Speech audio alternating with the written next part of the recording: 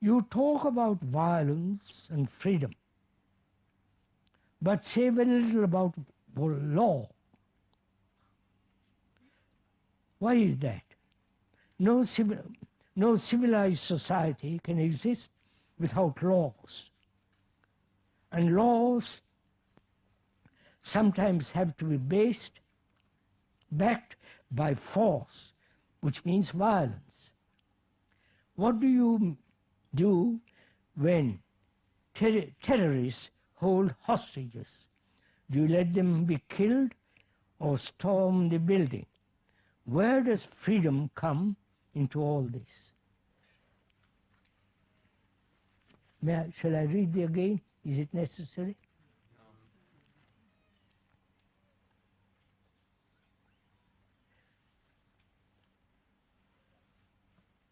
What are laws?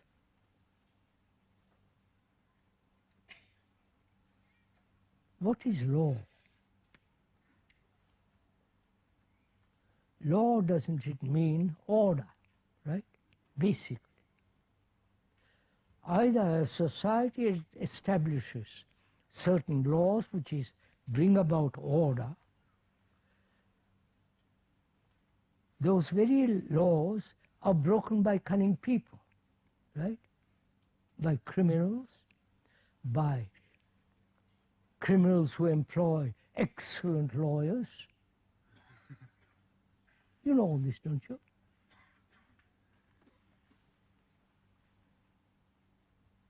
Now, where does law, order begin? In the courts, in the police, with the police, with the superintendents and the intelligence group. Where does order begin? Please ask me. Society is in disorder, right? So fact. Corrupt, immoral, and almost chaotic.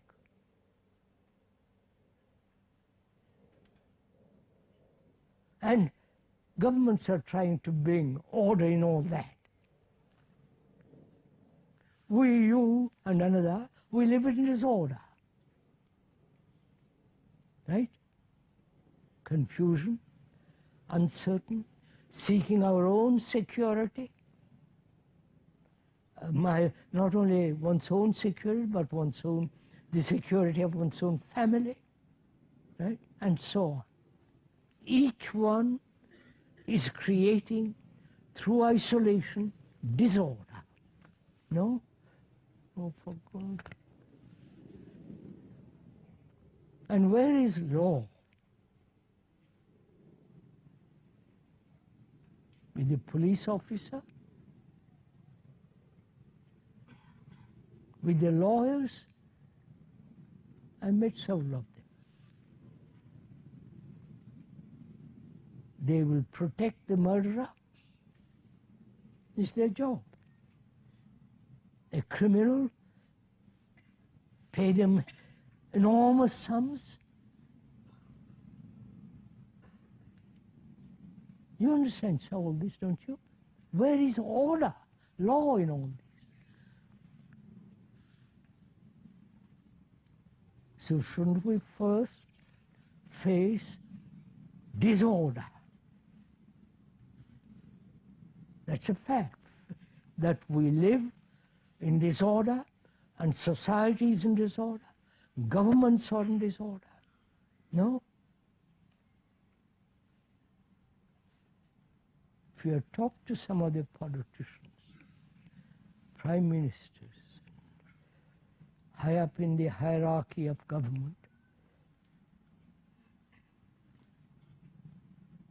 each one is after power, right, sir? Position. Hold on to certain concepts. Identified with those concepts, with those ideologies, with those all the rest of it. That all of us are working separately for oneself. We may come together in great crises like war, but the moment the crisis is over, we are back to our old pattern. This is right. So wouldn't you, I'm just suggesting this, wouldn't you begin to find out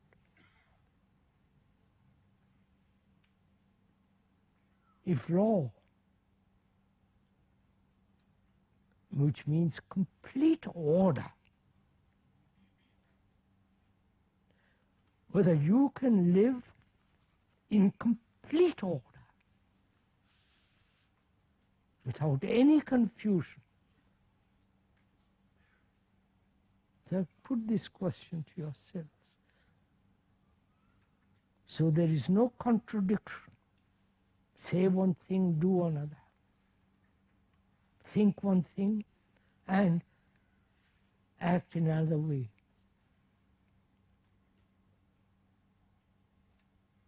As long as we live in disorder, the society, the governments will be in disorder.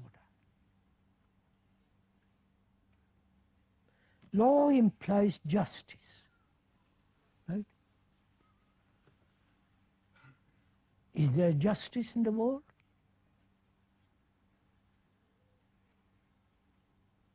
You are rich and poor. You've got bright minds. You can travel, you can go abroad, you can do all kinds of things. And I can't. Right? You are born to the riches, to riches. You become the prince of a country. And for the rest of your life, you're safe. And the poor chap down in the East End or the West End is poor, you know. So where is justice? Is there justice in the world? How do we examine all this? Justice implies equality. We all see equality before law.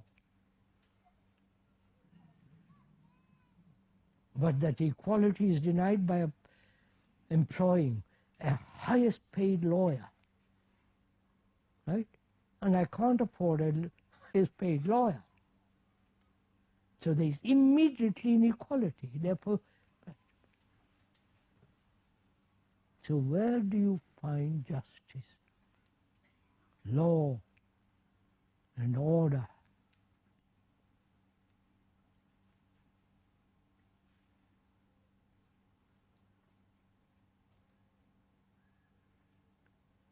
There arises a very complex question, which is,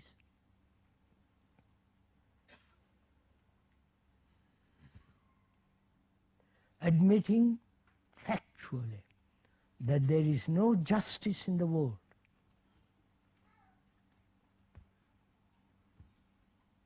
you are well placed, good reputation, cars, houses, mistresses, and all the rest of it, marvelous furniture, and I live in a small hut. There is no equality. So one asks, after facing the fact, one asks, where does it exist at all?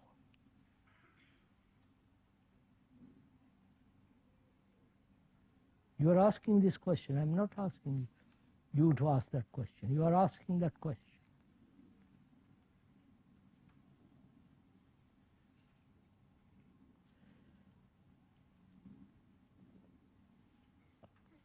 Where there is compassion, there is equality. There is justice. Compassion implies intelligence. When there is that marvelous flame, then there is no difference between the poor and the rich, between the well-placed and those people who have nothing on God's earth. As I asked that question, may I ask another part of it? If one has this compassion, you say, then one also must accept the fact that for this compassion you'll be killed. I'll be killed, all right. Hard to accept for some people. I'll be killed. What's wrong being killed? But most people would say that when you're dead, you are not in the position to do it. Are we in a position to do something now? What? To stop this threat of war? The neutron bombs and so on exploding in a part of the country, and you can never come near it for the next 25,000 years? But the people who, the peace groups and people who have this compassion appear to be the first victims to be wiped out. I'm not sure.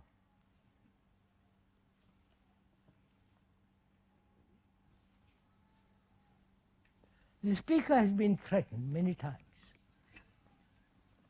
But you're not in Central America then. Huh? But you're not living in Central America. I'm not. I've been there many years ago. But I'm not there, neither in Honduras, Nicaragua, or San Salvador. I can't do anything there. But I can do something here.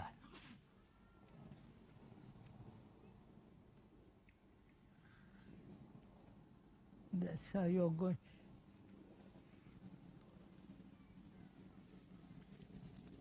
I said compassion implies great intelligence. Compassion cannot possibly exist if you are identified with a group,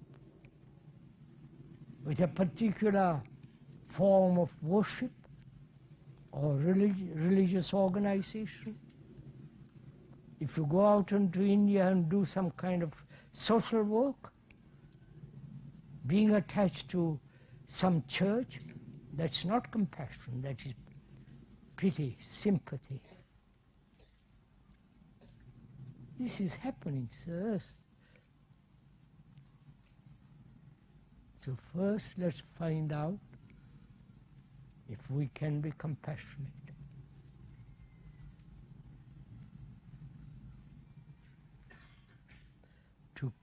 To come to that point, one must be extraordinarily alert to all the human frailties, to all the human limitations, which is one's own limitation, because you are not separate from the rest of mankind.